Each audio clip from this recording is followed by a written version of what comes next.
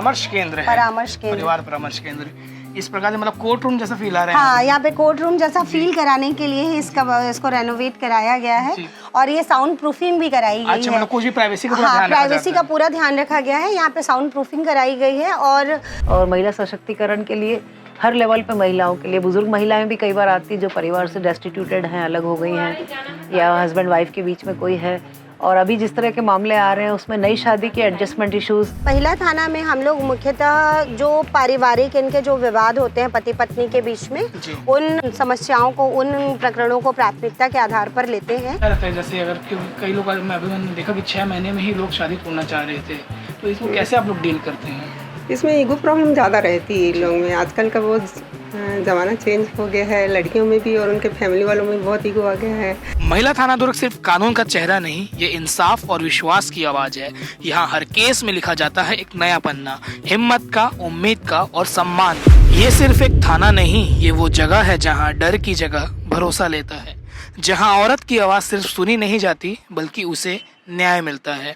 ये है महिला थाना दुर्ग, हर उस महिला का साथी जो अपने हक के लिए खड़ी है। यहाँ हर दिन अलग कहानी होती है। कभी घरेलू हिंसा से जूझती एक माँ आती है, तो कभी छेड़छाड़ या साइबर अपराध का शिकार कोई छात्रा। हर केस में महिला थाना की टीम न सिर्फ कानूनी मदद देती है बल्कि मानसिक सहारा भी बनती है। महिला थाना, जब भी आप सेक्टर 6 से गुजरते होंगे तो महिला थाना आपको दिखता होगा, आप सोचते होंगे यहाँ किस प्रकार के केस होते हैं। तो ये जानने आज हम आ चुके हैं महिला थाना। हमारे साथ additional SP IUCAW madam Padmashri Tanwar मौजूद हैं।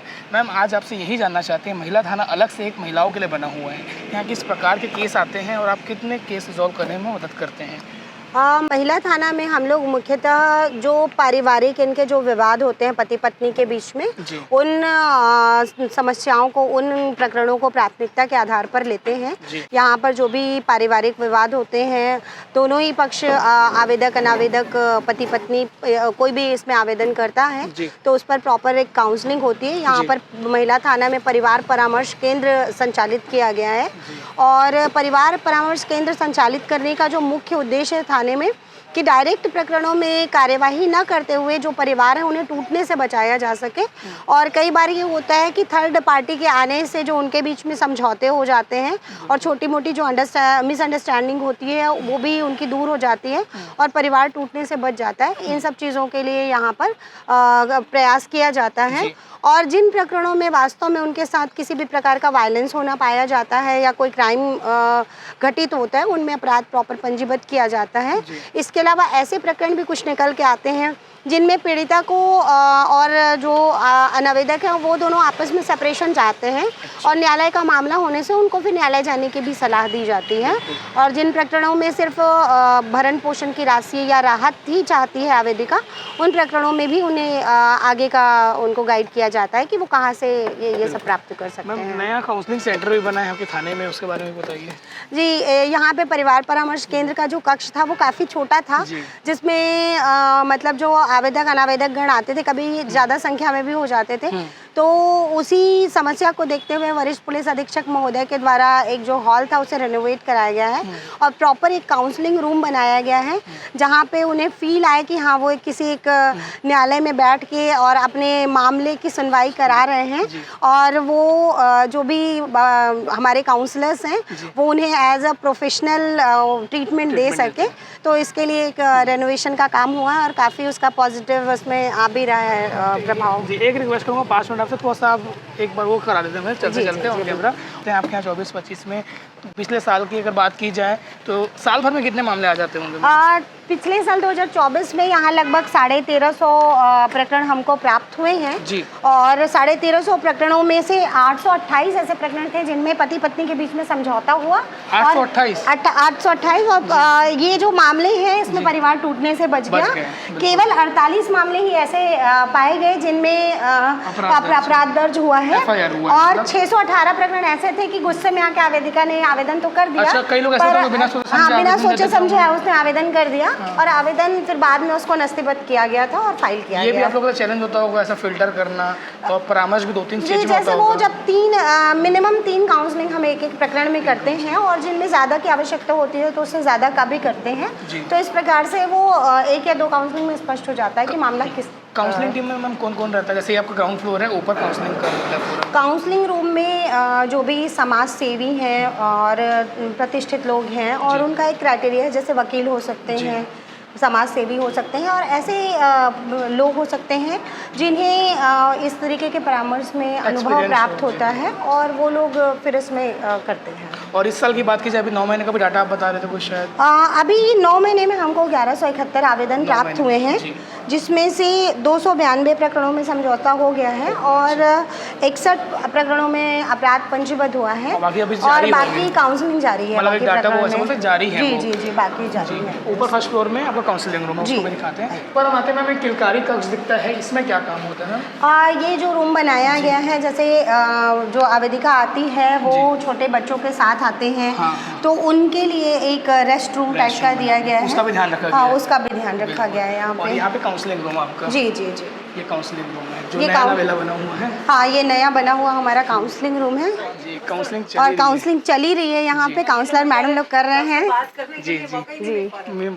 मैम आपका नया नवेला परामर्श केंद्र है, परिवार परामर्श केंद्र, इस प्रकार से मतलब कोर्ट रूम जैसा फील आ रहा है। हाँ, यहाँ पे कोर्ट रूम जैसा फील कराने के लिए इसको रेनोवेट कराया गया है और ये साउंड प्रूफिंग भी कराई गई है। मतलब कुछ भी प्राइवेसी का प्राइवेसी का पूरा ध्यान रखा गया है। यहाँ पे साउंड प्रूफिंग कराई गई है और जैसे ये डोर जैसा लॉक होगा तो यहाँ जो बातें हो रही है इस कमरे के अंदर ही रहेंगी, बाहर के लोगों को सुनाई नहीं देगी। काउंसलर और परिवार हाँ, परिवार और काउंसलर तक की, ताकि उनके प्राइवेसी का और उनकी जो भी इश्यूज हैं वो उन तक ही रहें और काउंसलर्स के बीच में प्रोफेशनली हो, इस बात का ध्यान रखा गया है। तो ये हफ्ते में कितने दिन ऑपरेट होता होगा? हर दिन कितने लोगों को टैकल करते होंगे? अभी तो हम हफ्ते में 6 दिन काउंसलिंग कर रहे हैं, संडे को छोड़ के बाकी पूरे सप्ताह में 6 दिन हो रहे हैं और पर डे लगभग 15 से 20 काउंसलिंग्स होती हैं। 15 से 20? फिर एक ही पैनल सुनता है? हाँ, एक ही पैनल, मतलब वो 2 से 3 लोगों का पैनल होता है पर डे का और वो काउंसलर्स जो होते हैं तो पर्टिकुलर डे पे आके फिर वो उस दिन के पूरे प्रकरणों को निपटाते हैं।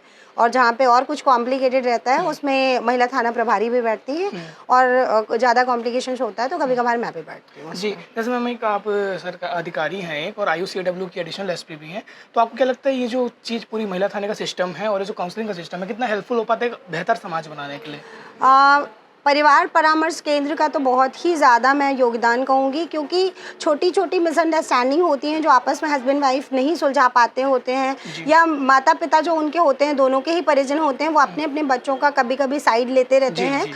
तो जब वो थर्ड पार्टी बैठती है, न्यूट्रल लोग बैठते हैं, तब उनको समझाते हैं कि देखो इतने छोटे इशू पे तो आप परिवार मत तोड़ो। और कई बार क्या, लास्ट ईयर के आंकड़े अगर हम देखें तो 1350 में से 850 लोग लगभग समझौता कर लिया, उनका परिवार वापस से बस गया। तो इसका तो बहुत ही अच्छा सकारात्मक, बहुत बड़ा योगदान। नहीं तो थानों में भी बहुत फाइलें FIR लगातार बहुत सारी बढ़ जाएंगी और FIR होने से फिर जो उनके आने वाले बच्चे हैं, जैसे कई कपल्स ऐसे आते हैं जिनके बच्चे हो चुके रहते हैं, तो फिर बच्चे सफर करते हैं उसमें आगे।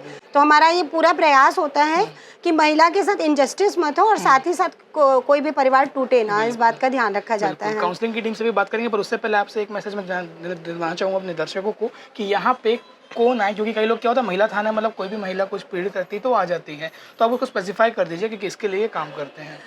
महिला थाना में कोई भी महिला आ सकती है जो पीड़ित है और मुख्यतः यहाँ पे अभी जो पारिवारिक मामले हैं उनको देखा जाता है। लेकिन अगर कोई महिला नॉर्मल थाने में नहीं जाना चाहती है, उसे अन्य भी प्रॉब्लम है, तो वो उसके लिए भी आ सकती है। उसको प्रॉपर गाइडेंस देने के बाद अगर इस थाने में उसका प्रकरण पंजीबद्ध नहीं होता है तो यहाँ के स्टाफ के द्वारा संबंधित थाने में ले जाकर उसको फैसिलिटेट किया जाएगा। मतलब ये पूरा आप लोगों की तरफ से? हाँ, महिलाओं के लिए किसी भी तरह की कोई भी प्रॉब्लम है उसको आके यहाँ पे डिस्कस कर सकते हैं। बहुत बहुत धन्यवाद मैम अपना टाइम देने के लिए। हम चाहेंगे कि आगे भी पुलिस के द्वारा काम किया जाए, काउंसलिंग टीम के द्वारा काम किया जाए और लोगों का जो घर टूट रहा है, आजकल हम देख रहे हैं कि 5-6 महीने में लोग शादी तोड़ना चाह रहे हैं, तो वो ना हो, क्योंकि ये कहीं ना कहीं हमारे समाज में कलंक लगाते हैं। नमस्कार, बताइए। मैं डॉक्टर आभा शशि कुमार, क्लिनिकल साइकोलॉजिस्ट हूँ। विगत 35 साल से साइकोलॉजिकल काउंसलिंग और परिवार परामर्श में काम कर रही हूँ। और ये थाना जब बना है तो शुरुआती तौर से इतना ऑर्गेनाइज वे में काम नहीं था, लेकिन विगत 10 साल 12 साल में और इस नए प्रेमाइसिस में आने के बाद महिला थाने में काफ़ी संगठित रूप से काम हो रहा है और काफ़ी पब्लिक में इसके लिए अवेयरनेस गई है। इसके लिए समय समय पर बहुत सारे कार्यक्रम होते हैं, हम लोग भी शामिल होते हैं और महिला सशक्तिकरण के लिए हर लेवल पे महिलाओं के लिए, बुजुर्ग महिलाएं भी कई बार आती जो परिवार से डेस्टिट्यूटेड हैं, अलग हो गई हैं, या हस्बैंड वाइफ के बीच में कोई है।